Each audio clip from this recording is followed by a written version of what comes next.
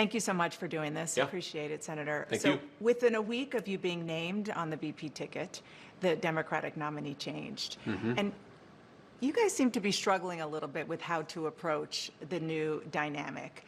How are you approaching your new opponent and the new ticket? Yeah, well, I think it's pretty straightforward, actually. We're running against a set of policies that I think have failed the American people, and we're running to a set of policies, President Trump's 4 years in office, that I think really succeeded for the American people. And I think that what's different about it, and you're right, Dana, it is different, but what's different about it is that we're running against a different person who a lot of Americans just don't know. And so I think we have to remind people that President Trump delivered lower prices, lower inflation, a prosperous and peaceful world, and also a secure border. And Kamala Harris's policies have produced the exact opposite. Now, that was an easier case to make when Joe Biden was in there because people associate Joe Biden with the policies. But I think Kamala Harris clearly owns the policies of the Biden-Harris administration, especially when we consider the fact that, as we've all learned over the last few months, Joe Biden clearly isn't capable of doing the job. And so I think that drives home that Kamala Harris really has been the one calling the shots. I mean, how could she not? I think Joe Biden doesn't really know where he is. Kamala Harris has been calling the shots. As who?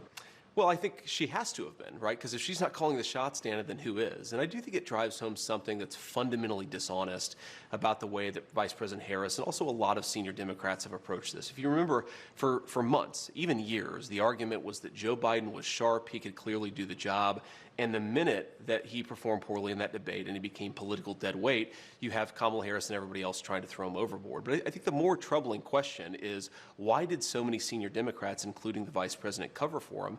And if Joe Biden wasn't capable of doing the job, as even a lot of Democrats say now, was Kamala Harris in charge or was somebody else in charge? And that's a real issue. There's no evidence that Kamala Harris threw him overboard. But I want to move on to something that Governor Walz has called you and Donald Trump, and that is weird. Sure. And it is taken off. The New York Times reports that when Donald Trump was asked about it, he said, "Not me, they're talking about JD."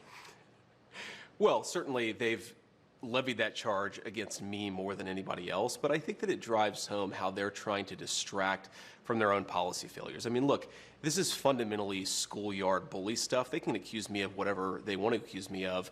As Harry S. Truman once said, if you can't take the heat, stay out of the kitchen. And I'm doing this because I think that me being vice president will help improve people's lives. So I accept their attacks, but I think that it is a little bit of projection, Dana. If you think about just take a couple of days ago. Tim Walz gives this big speech. He's been announced as the VP nominee. And I remember when I had just been announced as the VP nominee, I gave my big speech and I saw my wife and I gave her a big hug and a kiss because I love my wife and I think that's what a normal person does. Tim Walz gave his wife a nice, firm Midwestern handshake and then tried to sort of awkwardly correct for it. So I think that what it is two people, Kamala Harris and Tim Walz, who aren't comfortable in their own skin because they aren't comfortable with their policy positions for the American people. And so they're name calling instead of actually telling the American people how they're going to make their lives better. I think that's weird, Dana, but look, they can call me whatever they want to. You're saying Tim Walz doesn't have affection for his wife? I don't even understand that. I said that he acted weird, which he did, on a national stage in front of his wife and in front of millions of Americans who presumably were watching at home. And I think that it's projection, Dana. Look, I think this election should be about who's going to solve the inflation crisis, who's going to make groceries and housing more affordable, who's going to secure that southern border. Kamala Harris's record is that she supported all the policies that made that problem worse, Dana. We're trying to say we're going to take the country in a different direction. I really think that it's important to point this out, Dana. Their entire campaign has not been about, here's our policy for how we're going to make your life better, or here's what's wrong with Donald Trump and JD Vance's policies. We're going to name call and hope that you don't notice that we don't have an agenda. That is the entire Democrat approach to this election. They have done both. They have both policies, and they are trying to define you as well. If you go to Kamala Harris's campaign page right now, they still don't have a policy. Well, let's talk about policy positions versus about what they're going to do. I think that's really insulting to Americans. You started out talking about the policies in this interview, but you have been on the campaign trail questioning Tim Walz's military record. You say it was shameful that Governor Walz retired from the military before his unit deployed to Iraq. I want to read you something that Joe Eustace, who is a veteran, he served with Governor Walz, said. He said that's a lie. He said he was as good a soldier as you'll find. I'm not trying to defend him. I hope people don't think that. What I'm trying to do is defend someone who served his country. I'm not voting for him. I'll campaign against him. but I don't think it's fair to characterize his service the way they have. Governor Walz served 24 years. Sure. He even stayed after he could have retired because of 9/11, more than the country asked of him. Do you honor his service? Well, of course, Dana, I honor his service, and I've never criticized what Tim Walz did when he was in the military. I criticized his retirement decision, and most importantly, Dana, I criticized his lying about his own record, okay? This is a guy who was captured on video saying, I carried a gun in war. He never went to war. This is a guy who's been captured on video, as other people say he's an Afghanistan veteran, he's a veteran of a war, nodding along in agreement instead of saying, no, I did serve my country and I did it honorably, but I never went to a war zone. I'm not criticizing Tim Walz's service. I'm criticizing the fact that he lied about his service for political gain, Dana. Now, I served in the United States Marine Corps, and you know this. And look, there are a lot of things that I'm proud about. I've never lied about what I did or overstated it because it would be beneficial to me in an election. I think that's what Tim Walz did. That's what I was criticizing. And yes, I do think it's scandalous behavior. You talked about one of the things that he said, weapons of war. He was talking in a campaign stop about, Yeah. he was trying to talk about gun control. Sure. And he said, weapons of war I carried in war. I will say that the Harris-Walz campaign did say that the governor misspoke there. Sure. Do you accept that?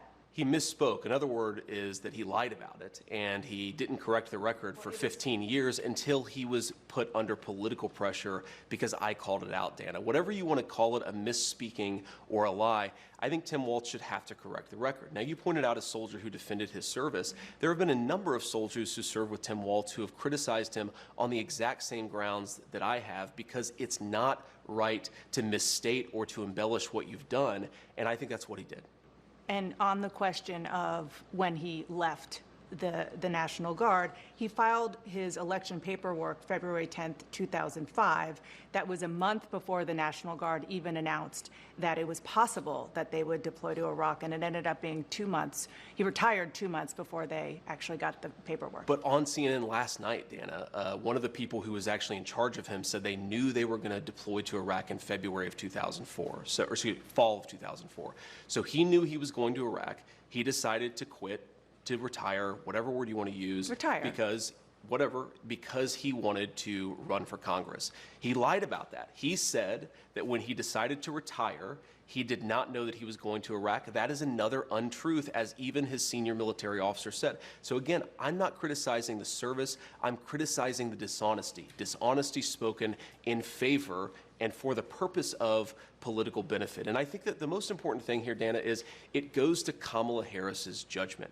Tim Walz is ultimately going to be the vice president. Kamala Harris is in great health. I'm sure she's going to be president if she wins for 4 or maybe even 8 years. Why did Kamala Harris choose a person who has lied about their military service? I think that is a serious lapse in judgment. And I don't want to hear from a campaign spokesperson of Kamala Harris. I want to hear Kamala Harris herself address what I just said. You know, I've seen a lot of statements from veterans, including those you served with, saying it's just untoward to be criticizing somebody who served for 24 years. Dana, I'm not interested in the ad hominem. I've heard from a lot of veterans groups who criticize Tim Walz. The question is, he said he served in war, and he didn't. That is a dishonesty. I couldn't care less what one or the other person says about it. I care about what the truth is. The truth is that Tim Walz didn't tell the truth. And importantly, Dana, this is about Kamala Harris's judgment. And I think that when you ask, why has Kamala Harris allowed the border to be wide open? Why has Kamala Harris supported policies that have promoted the increase in inflation? I think it goes to the heart of her judgment, and I think that that's what we should be talking about. I'm pro-family. I want us to have more families, and obviously sometimes it doesn't work out, sometimes for medical reasons, sometimes because you don't meet the right person. But the point is that our country has become anti-family in its public policy. Let me just give you an example of this. So after our second child was born, my wife and I, we have 3 little kids. After our second child was born, we get the baby home from the hospital. We get this ridiculous out-of-network medical bill that is financially shocking, and we're pretty well off. And that happened because we have ridiculous laws in this country that are anti-family. I've sponsored legislation to try to fix things like that so moms and dads don't get these surprise medical bills. I think it's important for us to be pro-family. That's all that I've ever said. If you want to be Please. pro-family, I want to, because you do criticize, as you just did, the Democratic Party for being anti-family. I do. Yes. I criticize Kamala Harris for being part of a set of ideas that exists in American leadership that is anti-family. I never, Dana, criticize people for not having kids. I criticize people for being anti-child. And I do think that Kamala Harris has made some bizarre statements. She has said things like, it's reasonable not to have children over climate change. I think it's the exact opposite message we should be sending to our young families. I want to expand the child tax credit. I want to stop those surprise medical bills. I want to make housing more affordable so that if you have a young family, you can actually afford to put them in a home. And I think that it is unfortunate that so much of our public leadership has become anti-family. One final point on this, Dana, if you go back to the COVID era, one thing that really frustrated me and motivated some of these comments is we were at a point where we were kicking kids out of school. We were masking 3-year-olds and putting the masks back on them, even as they were trying to rip them off at school. I think that if we had more people who took the right perspective and had a little bit more understanding of how little kids actually operate, we would not have made so many of those mistakes during COVID. That's a whole other conversation. Because No, it's related to this because people didn't know as much because it was literally a novel virus. But Dana, you asked me about, okay, you've now asked me 3 questions about comments that I made 3 years ago. I wonder what Kamala Harris thinks about the fact that she supported policies that opened the American southern border. I wonder what Kamala Harris thinks about the fact that she lied to the American people about Joe Biden's mental facility for the office. You are interviewing me, Dana, because I respect the American people enough to sit down for an interview. I appreciate that. Kamala Harris has been the nominee for 3 weeks. She hasn't sat down for a real interview. Believe me, we are asking. You're not going to get a disagreement there. But the point is, Dana, you've got me for 15 minutes or however long you have me. We should be talking about public policies that matter. How are we going to lower inflation? How are we going to reduce the cost of food and housing? How are we going to close down that southern border? We've talked so little about that. We've talked a lot more about a sarcastic remark I made 3 years ago. I think we should talk about the issues that most Americans care about. I only asked you one question about that. I asked you about policies, and I was asking about the military record that you brought up, nobody else did, of Tim Walz. One last question. Please. And I can't believe I have to ask you this, but I do, because Donald Trump has been attacking Kamala Harris's racial identity. He has not been, but ask your question.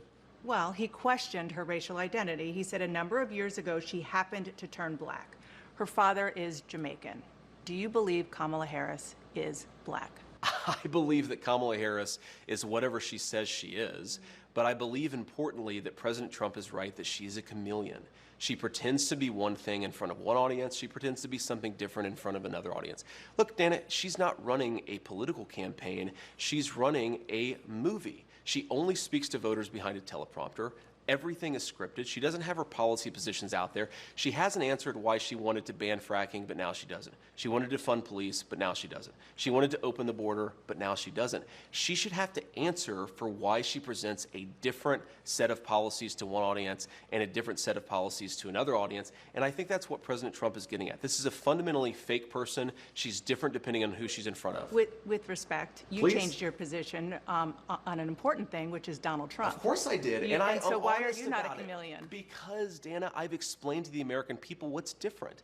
People change their minds when the facts change, they should. But if you want to be the people's vice president or president, you should have to stand before an interviewer and say, this is why I changed my mind. So to everybody who's seen that I criticized Donald Trump, since he asked the question, here are 2 things. You didn't just criticize him. You said he could be America's Hitler. Well, that's a criticism, and I didn't say that exactly, but set that to the side. What I said about Donald Trump and what I believed about Donald Trump, 2 things that really changed. First of all, I didn't think Donald Trump would be a good president. He was a great president. Wages were rising. The world was more peaceful. Remember, when Donald Trump was running for president the first time, they said he would start World War III. He brought more peace to the world than any president of my lifetime. The second thing, Dana, is I believed, and I'm ashamed of it, I believed a lot of the media lies about Donald Trump in 2016. I believe that he said things like, for example, the media said Donald Trump accused all Mexicans of being rapists and criminals. You actually look at what he said, he did not say that at all. And I think it's important when you see something, you change your mind, and that's all I've done. And my pitch to the American people would be, I imagine a lot of folks who are thinking about voting for Donald Trump in 2024, maybe they've bought in to the media lies about him. Think for yourself, look at what he actually said, and I think you'll find that he's, 1, a very engaging guy, but 2, was a very good president.